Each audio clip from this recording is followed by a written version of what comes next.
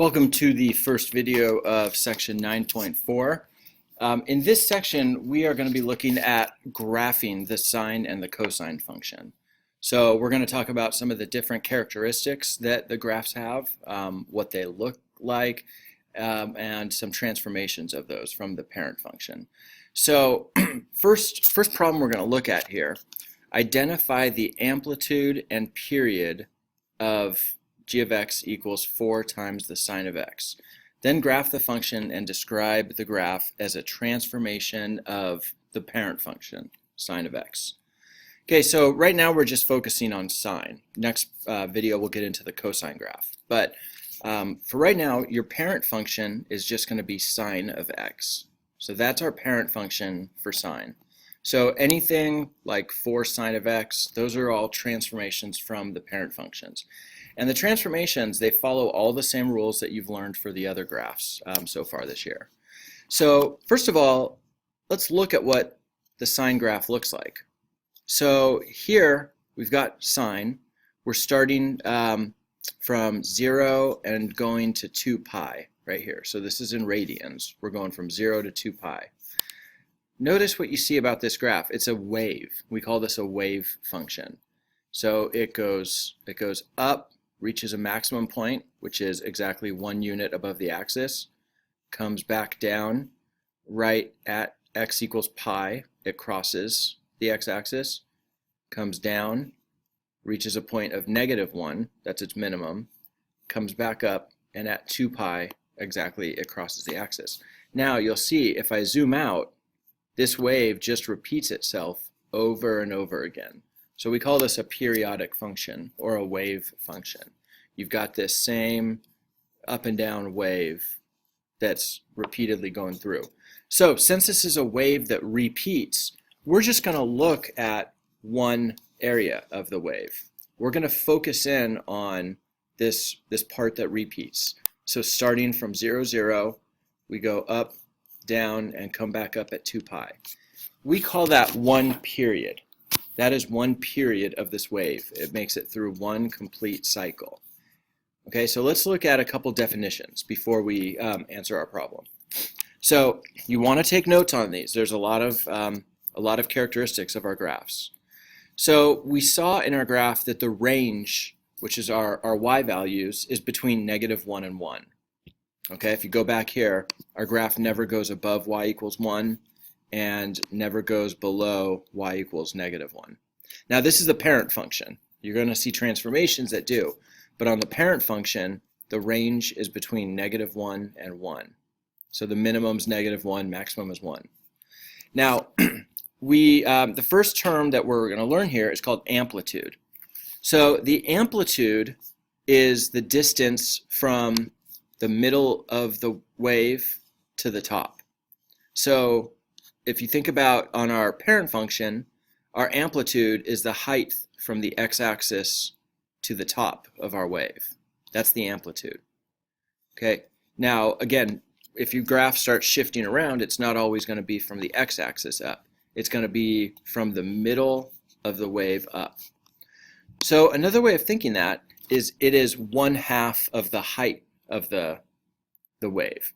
So if you take the distance from the top to bottom, if you take the distance from your maximum to your minimum and cut it in half, you get the amplitude. So on our parent function, we take our maximum, which is 1, minus our minimum, which is -1. So we get 1 minus -1 is 2. 1/2 of that is 1. So our amplitude is equal to 1. Okay, now there's a formula to find amplitude. I'll show you in a minute. Now, like I said, each function is periodic, which means it repeats over and over again. So just the single part that repeats is called a cycle, and the length of each cycle is called the period. Now, in this case, the length of one cycle, so again, we have our start, we come up, down, and back here. So the horizontal length from our start to finish is called 1 period. And again, in our parent function, it's equal to 2 pi. Okay, this is, again, I hope you're writing all this down. This is important. For our sine function, our x-intercepts occur on intervals of pi. So again, you go back, you see every pi length. So from 0 to pi, we have an x-intercept. Add pi again, at 2 pi, we have another x-intercept. If you zoom out at 3 pi, we have another x-intercept. Same thing if we go backwards, negative pi, negative 2 pi. So at intervals of pi, those are where we do our x-intercepts. Okay? Now, there's a couple ways that you can find your amplitude and period. You've got these formulas. Your amplitude, if we have some transformations to our sine function, if they're in this form, a times the sine of bx, then a is just our amplitude. That's our height. That's also going to be our vertical stretch. Okay, think about transformations. B is going to give us, that's our horizontal stretch and shrink. Remember, 1 over b is going to be the horizontal stretch or shrink. To get our period, you just take 2 pi and divide it by the absolute value of whatever b is. Okay, so these are a couple of basics. I know it's a lot of vocab, but make sure you wrote all that down. Let's go back to our question and see how we find the amplitude and period. All right, so here's our graph. Our function is 4 sine of x. Now we want to describe it as a transformation of sine of x. So the first thing we want to do, let's think about it in this form right here, a sine b of x. If you look at our original function, you see that a equals 4, and since there's no number written in front of x, b is equal to 1.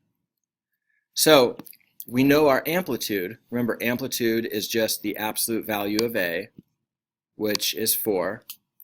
And the period is 2 pi over the absolute value of b, which in this case b is 1, so our period is just 2 pi. Now again, remember, if there's no horizontal stretch or shrink, your period is going to be 2 pi for both of these graphs. Okay, so that's our amplitude and period. Let's look at some of the other characteristics of this particular graph for sine of x. Now, to find our intercepts, remember, they're on intervals of pi. So we have one x-intercept at 0, another x-intercept at pi, and another intercept at 2 pi. Remember, our intercept's going to be halfway between our period, which is 1/2 times 2 pi. Our maximum, what we have to do here is we take our maximum, and it is 1/4 of the way along our graph.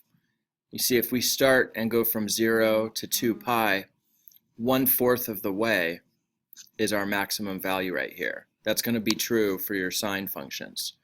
So 1/4 of the way is 1/4 times 2 pi. So you do 1/4 times your total period length. Okay?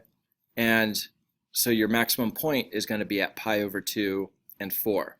The reason it's at 4 is because our height is 4 in this graph. Let's go ahead and change this. Watch what happens if I do 4 sine x. Look what happens. So now, all of a sudden, our amplitude has gone from 1 all the way to 4 because we've got this a value we're multiplying it by. Okay, so we've got our maximum. Our minimum is always going to be 3/4 of the way. Okay, if you've got, remember, your wave goes up, halfway it's in the middle, 3/4 of the way it's at the bottom, and then it's back to 2 pi. So for sine waves, your maximum is going to be 1/4 of your period, and your minimum is going to be 3/4 of the period. And your minimum is always going to be your negative amplitude. Okay, when we go ahead and look at this graph, here we go. This is just like what we're looking at in Desmos. Again, you can see we've got our vertical stretch by a factor of 4. We have our maximum and our minimum at our intervals that are 1/4 of our period and 3/4 of our period. All right, what I want you guys to do right now is you've got a graph right here. You've got 5 sine of x. I want you to write down the amplitude of this graph, the period of this graph, and then I also want you to give me the maximum and the minimum points. So remember, enter the maximum and minimum as coordinates, just like you did over here. Okay, so I want to know the maximum, the minimum, the amplitude, and the period for 5 sine of x. Again, if you don't have the pi button, the pi symbol on your keyboard, you can just type in pi. So anywhere you need to put pi, just write in the words pi. So again, 4 things: amplitude, period, maximum, and minimum. Go ahead and enter those now.